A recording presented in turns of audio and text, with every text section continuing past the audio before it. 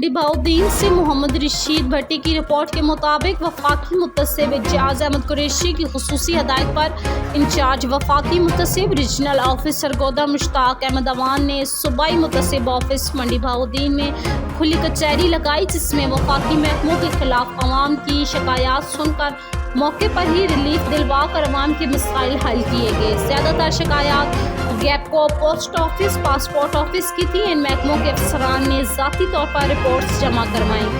Action वाप्टा ने अपनी report में अवामुन्नास के मीटर्स तब्दीली और ज़ायद बिलिंग की यूनिट्स रिफंड के मुतालिक आगाह किया, जबकि सुई गैस के ज़ायद बिल आने की वजह से शिकायत गुजारान को अक्सात करवा दी गई।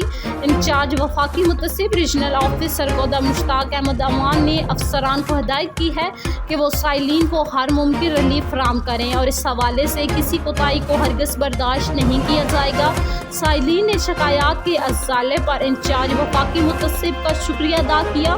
इस रोज़ मज़ीद नई शिकायत भी वसूली, जिन पर कार्रवाई के लिए रजिस्टर्ड कर लिया गया।